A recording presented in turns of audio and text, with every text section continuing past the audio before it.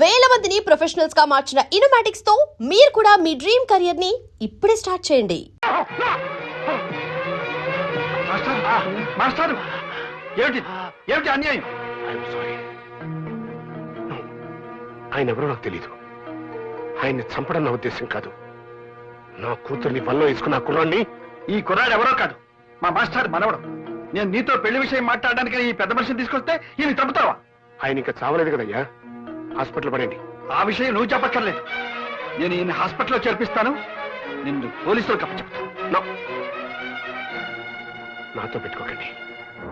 నా కొడుకుతో నీ కూతురు పెళ్లి జరగాలి. అది గుర్తుపెట్టుకో. ఏం జరిగిందన్న? ఆ వివరాలు సాయిరామ్ చెప్తాడు. వెంటనే అతని దగ్గర స్టేట్మెంట్ తీసుకుని బుచ్చిబాబుని అరెస్ట్ చేయి. అలాగే. సాయిరామ్ సార్, బుచ్చిబాబు గారు అమ్మాయి నేను. అదంతా నాకు తెలుసు.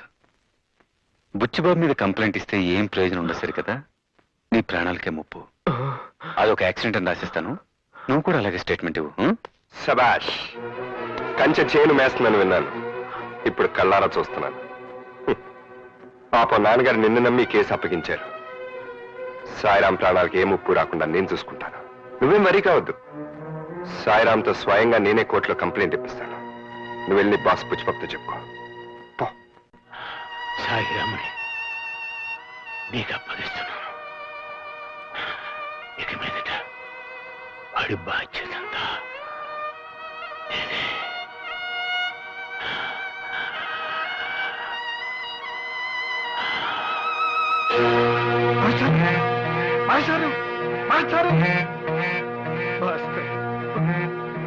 నో.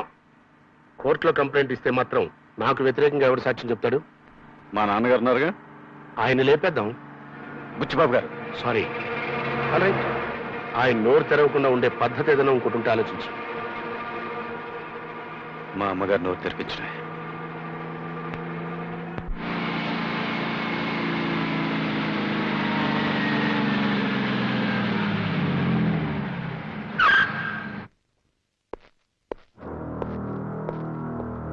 నమస్కారం అమ్మా.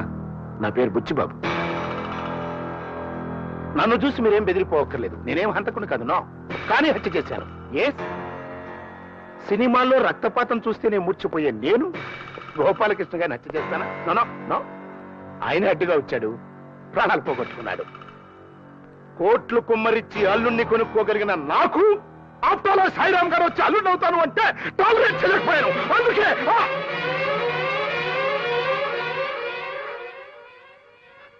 సారీ, నాకు కొంచెం ఎమోషన్ ఎక్కువ. ఆల్ రైట్, జరిగింది ఏదో జరిగిపోయింది. మనుషులు ముఖ్యం కానీ డబ్బు ముఖ్యం కాదమ్మా. పిల్లలకు నచ్చిన వాళ్ళతో పెళ్లిళ్ళు చేస్తే వాళ్ళు హాయిగా కాపురం చేసుకుంటారు. చేసేద్దాం అనుకున్నాను, బట్ కథ అడ్డం జరిగింది. ఎస్, సాయిరామ్ నా మీద పోలీస్ కంప్లైంట్ ఇచ్చాడు. నేను హత్య చేశానని, ఆ హత్యకు సాక్ష్యం బావగారేనని. అంటే మీ ఆయన గారు. ఎస్. ఎవరు? కోడలు పిల్ల. రామ్మా రా. మహామహాలక్ష్మిలా ఉంది. ఎస్. చూడమ్మా, మీ అమ్మాయి మా ఇంటి కోడలయ్యే బాధ్యత నీ మీద ఉంది. అంతేకాదు, నువ్వు తలుచుకుంటే సాయిరాంతో నా కూతురు పెళ్లి కూడా జరుగుతుంది. అలా జరగలేదనుకో, నా కొడుకుతో పెళ్లి జరగలేదని నీ కూతురు ఆత్మహత్య చేసుకుంటుంది. బట్ ఆ చావుకి నాకు ఎటువంటి సంబంధం లేదు.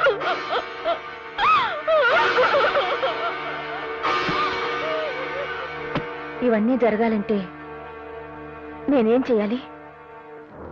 జస్టిస్ రామ్మోహన్ రావు గారితో అబద్ధం చెప్పించాలి. ఎస్.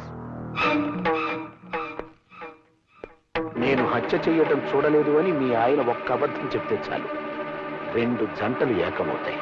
ప్లీజ్ నన్ను హంతకుని చేయకండి, బియ్యం కొని చేసుకోండి. ఓకే?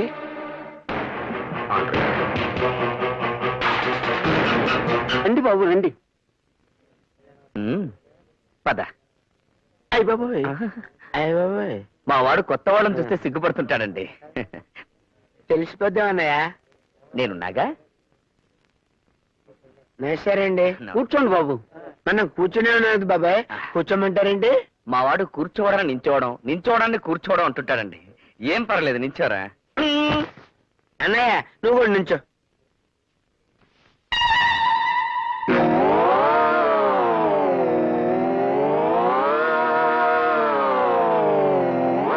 అయ్య బాబోయ్ అలా కూర్చుండిపోయింటన్నయ్య నిలబడు పర్వాలేదు నించో ఇదేమి రివర్స్ అండి బాబు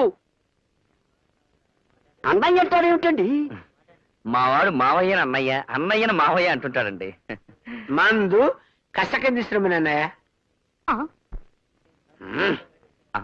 నాన్నగారు పెళ్లి కూతురు మంచి కసక్లా ఉందండి ఊరిని కసక్కు పూల ఆమె పెళ్లి కూతురు తల్లిరా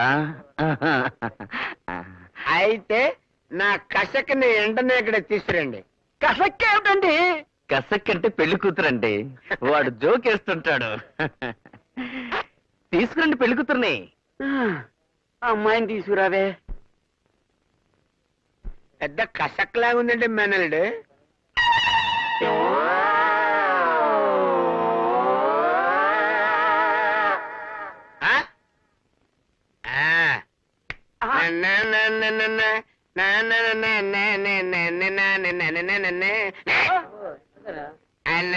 అయ్య బాబోయ్ ఎంత తెల్ల ఎంత బనం ఎంత బాగున్నావే నారాయణమ్మ నువ్వు ఎంత బాగున్నావే అయ్య బాబోయ్ ఎర్ర చీర కట్టావే నారాయణమ్మ నువ్వు పూల రేఖ వేసావే అయ్య బాబోయ్ మల్లెపూలు పెట్టావే నారాయణమ్మ నువ్వు మల్లెపూలు పెట్టావు మల్లెపూలు పెట్టావు తప్పనే మల్లెపూలు పెట్టావు నారాయణమ్మ నిన్ను పెళ్ళైతే భూషణం భూషణం పెళ్ళైతే భూషణం నీకు పెళ్లి చేస్తే బాగుపడతావని నీ చెల్లెలు బ్రతమాలితే నేను ఇక్కడ తీసుకొచ్చాను నా పరువు తీసావు కదరా ఒక్క పాట పెట్టేస్తాను నువ్వు నాన్నగారితో మాట్లాడడం తప్ప వేరే మార్గం లేదమ్మా.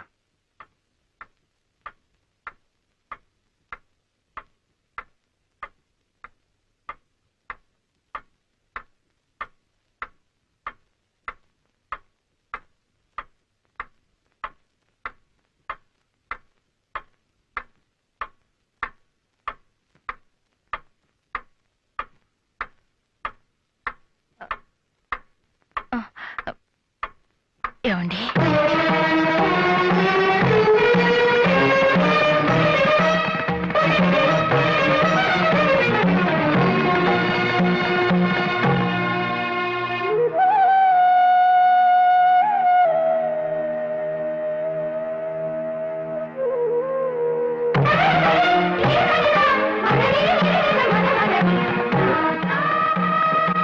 పార్వతి నన్ను పిలిచావా? అవునండి. చిన్నప్పటి నుంచి నేను దైవంగా చూసుకుంటున్న మా మాస్టారు పోయారని నీ తీయటి మాటలతో నన్ను ఓదార్చడానికి ఎన్నాళ్ల తర్వాత నోరు తెరిచావా పార్వతి? మాస్టారు పోయారు గాని ఆయన మనవడున్నాడు. ఆ మనవడు బాధ్యత మీ మీద ఉంది. నేను ఇన్ని సంవత్సరాలుగా మీతో మాట్లాడకపోవడానికి కారణం గుర్తుందా? మీరు చెప్పిన ఒక్క నిజం, బిడ్డ ఇంట్లోనే ఉన్నాడన్న నిజం మీరు పోలీసులకు చెప్పడం వల్ల నా బిడ్డ నాకు కరువయ్యాడు. ఆ బాధతో నా నోరు మూతపడిపోయింది. ఇప్పుడు నేను తిరిగి నోరు తెరిచింది అలాంటి నిజం మీతో చెప్పించకూడదనేనండి. అంటే నాన్న, మీరు లేని సమయంలో బుచ్చిబాబు వచ్చి అమ్మను బెదిరించి వెళ్ళాడట. నువ్వు ఇంకా ఆ బుచ్చిబాబుని అరెస్ట్ చేయలేదా? నేనే వద్దని ఆపాను మావయ్య గారు. అత్తయ్య గారు కూడా వద్దన్నారు. ఎందుకు? ఎందుకని? మీరంతా అతని బెదిరింపులకు జడిసిపోయారా? అతను బెదిరించలేదండి, బేరం పెట్టాడు. మీరు కోర్టులో సాక్ష్యం చెప్పకపోతే వాళ్ళ అమ్మాయితో సాయిరాం పెళ్లి జరిపిస్తానన్నాడండి. అంతేకాదు మన అమ్మాయిని తన కోడలుగా చేసుకుంటానన్నాడు. ఆహా, అందుకోసం ఇప్పుడు నేను అబద్ధం ఆడాలి అంతేగా పార్వతి? అది కాదండి మావయ్య గారు, అత్తయ్య గారు చెప్తుంది బుచ్చిబాబు మీద జాలితో కాదు. అవునన్నా. అదే మాస్టర్ గారి మనవడి పెళ్లి జరిపించడం కూడా మీ బాధ్యతే కదా మావయ్య గారు. ఒక పోలీస్ ఆఫీసర్గా నేను ఇది ఒప్పుకోను గానీ మాస్టర్ని అమితంగా గౌరవించే మీ బిడ్డగా, ఓ చెల్లెలికి అన్నగా ఇది తప్పదేమో అనిపిస్తోంది నాన్న. ఏమండి, మన మధ్య ఎన్నేళ్ల నిశ్శబ్దం తర్వాత నేను నోరు తెరిచి అడుగుతున్న ఈ వరం కాదనకండి. పార్వతి,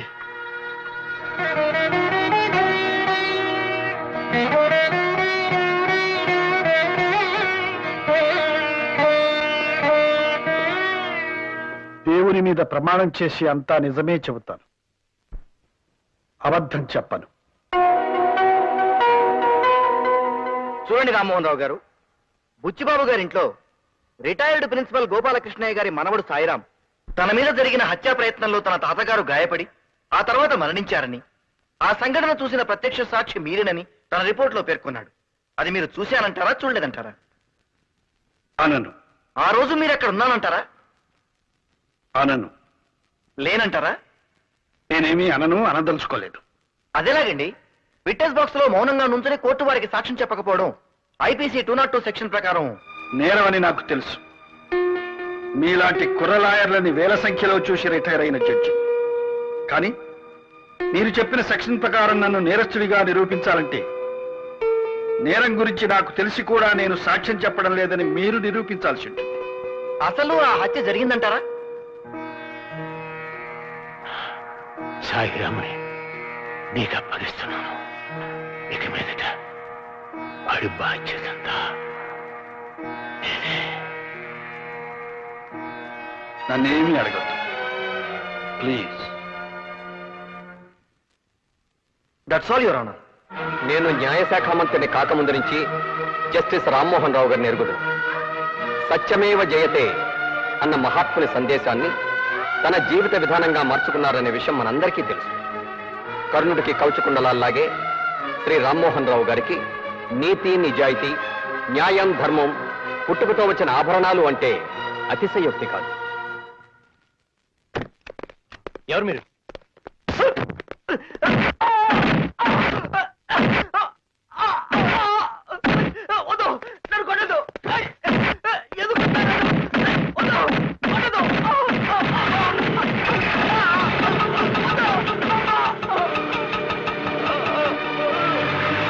సాయిరామ్,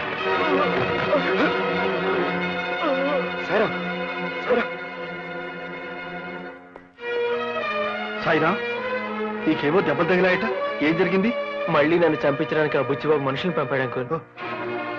వచ్చి బాబా, అదేమిటి? తన కూతురు నీకిచ్చి పెళ్లి చేస్తానడుగా. పెళ్లి చేద్దాం అనుకున్నాడు, నన్ను ఎందుకు చంపాలని చూస్తాడు? పెళ్లి చేస్తాడనేగా. నేను కోర్టులో జరిగింది చెప్పకుండా. అదంతా మీరు సాక్ష్యం చెప్పకుండా ఉండాలని ఆడిన నాటకం.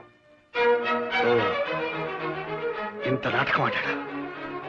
అన్నిలా మోసం చేశాడా? సరే, వాడి సంగతి తేలుస్తాను. ఊరుకోనన్నా. No no no no, I'm sorry. All right, నేను నీ ప్రేమను అర్థం చేసుకోలేకపోయాను. I'm a fool. బట్ నీకేం కావాలంటే చేశాను కదమ్మా. సాయిరామన్ తీసుకురమ్మంటే నేను ఎక్కడి నుంచి తీసుకురాని చెప్పు.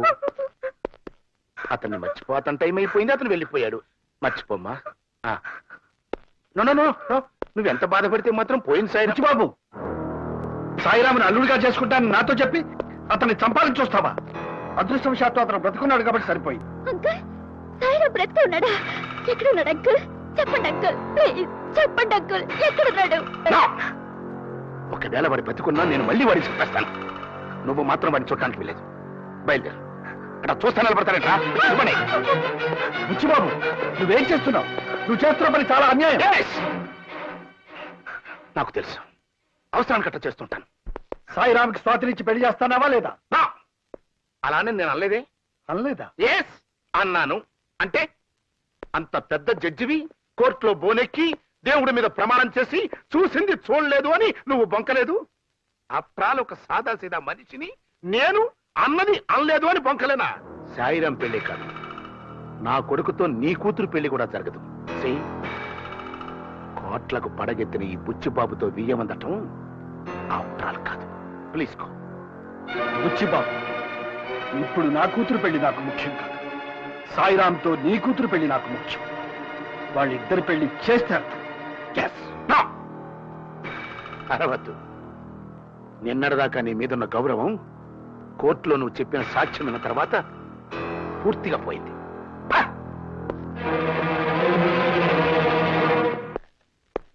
నమస్కారం సార్, కూర్చోండి. అయ్యగారి కోసం అండి. కాదు. సార్, గోపాలకృష్ణ గారికి శ్రీ ఓపెన. ఎస్. మీరు మరేమీ అనుకోకపోతే ఒక మాట చెప్తాను. ఈ కేసు రీఓపెన్ చేయించడం గురించి మర్చిపోండి సార్. ఎందుకంటే ఏసీపీ గారే గోపాలకృష్ణయ్య గారిదే యాక్సిడెంటల్ డెత్ అని ఈ కేసు క్లోజ్ చేశారు. పోస్ట్ మార్టం రిపోర్ట్ లో కూడా అలాగే మేనేజ్ చేశాం.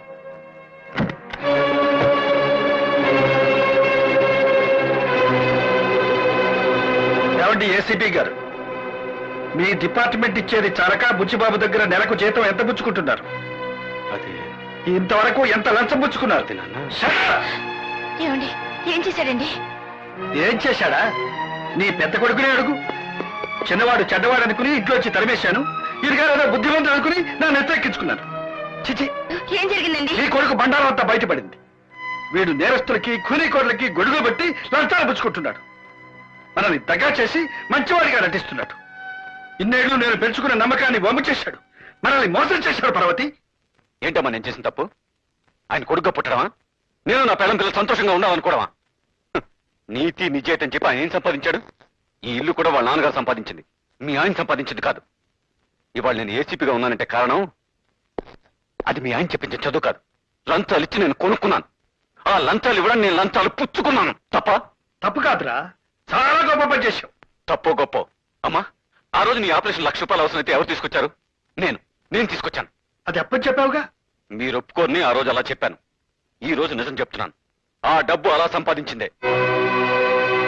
మీ మాట వింటే రిటైర్ అయ్యే నాటికి ఎస్ఐగానే ఉండేవాడిని. చీచి చీచి, వీడి మాటలు వినడానికే నాకు అసహ్యంగా ఉంది. పార్వతి, వీడికా ఇక్కడే ఉంటే నేనేం చేస్తానో ఏం మాట్లాడతానో నాకే తెలియదు. పొమ్మను, వాడిని ఇంట్లో నుంచి బయటికి పొమ్మను.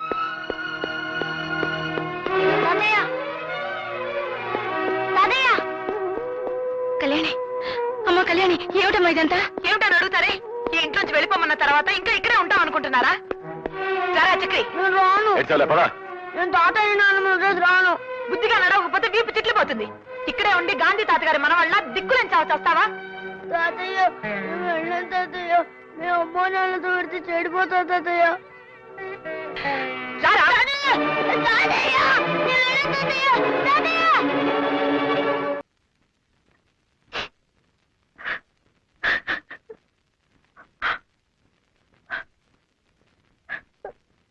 పార్వతి, ఊరుకో.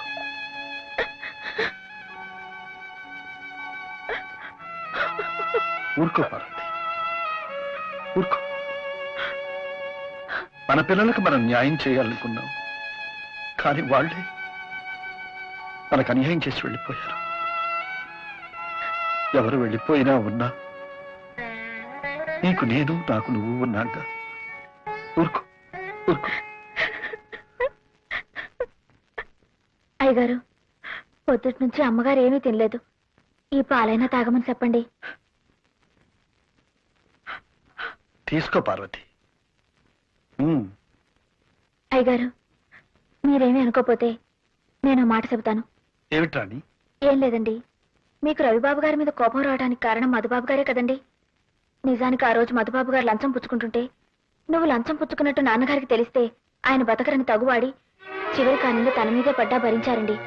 మీకు మధుబాబు గురించి నిజం తెలియకూడదని చెయ్యని నేరాన్ని ఒప్పుకున్నానన్నారండి. అలాగా? అది Banjara hills, road number 12. Cinema పేరా? కాదు, రోడ్డు పేరు. అదేంటి? షూటింగ్ కోలాహలం. దూరంగా ఒక కుర్చీలో రాఘు కూర్చొని ఉన్నారు. రాఘు ఎవరు? కె రాఘవేంద్రరావు గారు. ఇంకొక పక్క కుర్చీల్లో బుజ్జి, పప్పి, చంటి కూర్చొని ఉన్నారు. వాళ్ళెవరు? మీనా, రోజా, నగ్మ. ఇంతలో గుంపులోంచి ఓ బలమైన చెయ్యి నగ్మ భుజం మీద పడింది. చెవుమని హిందీలో కేక వేసింది. నేను ఇమ్మీడియట్ గా చుబుకం పట్టుకొని మత్రావ్ మత్రావ్ మైహూ అన్నాను. అంతే, పక్కనున్న మోటార్ బైక్ ఒక్క తండు తన్నాను. చేత్తో లాగాను, తెగింది. చెయ్యా? కాదు, చేయను. అంతే. నువ్విలా రారా.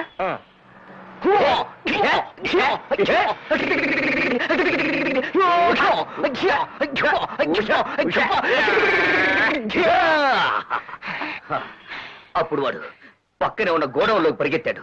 నేను వెనకే లోపలికి వెళ్ళి తలుపుని, గెడని, తాళాన్ని లోపల సిత్త కొట్టి అందరూ చూస్తుండగా బయటికొచ్చి కొలాయి కింద తలకాయ పెట్టుంటావు. కరెక్ట్ గా చెప్పావు బాబు. శివ టైపులో ఎఫెక్ట్ ఇచ్చి దివా టైపులో ఫినిషింగ్. చిన్న పిల్లలకి చెప్తే భలే నమ్మకమే.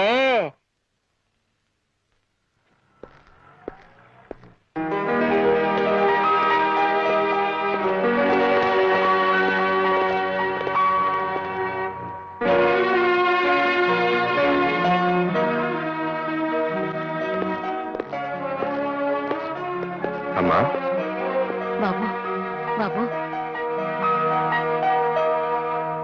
వస్తుందిరా. రాణి నిన్ను కాదు, రాణి వచ్చింది. అబ్బా ఏమిటిది రవి?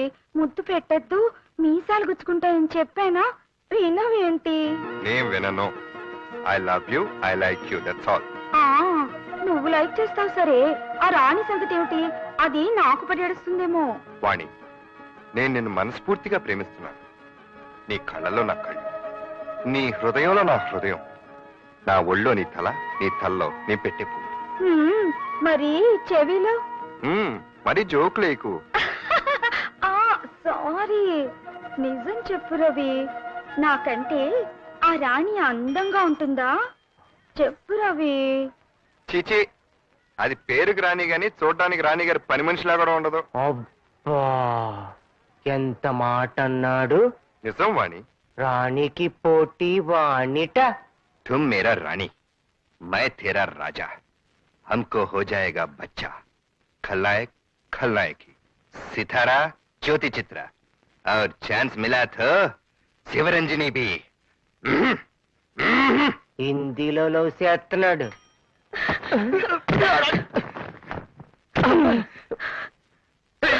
ఎవరిది? ఏ రాణి, వాణి అని తెలిసిన అమ్మాయి. తెలిసినమ్మయ్యా, బుద్ధి లేదు. ఎందుకు? ఎందుకేంటి? నన్ను ప్రేమించాలని చెప్పి నాతో కురుకుతావా? అవే చీచి, అదేం లేదు, ఊరినే టైం పాస్ అని. టైం పాస్ అంటే టైం పాస్. అబద్ధాలు అడుగు. నేనంటే నీకు ఇట్టం లేకపోతే నాతోనే చెప్పొచ్చుగా, దాంతో నా గురించి చెప్పడం ఎందుకు? రాణి, రవిని నీ కోసం త్యాగం చేస్తాను, బాధపడకే. బాధపడద్దా నిన్ను? ఏ రాణి, అమ్మో అమ్మో కట్టలు కట్టలు అయ్యో అమ్మో అబ్బో అమ్మా గడే గడే గడే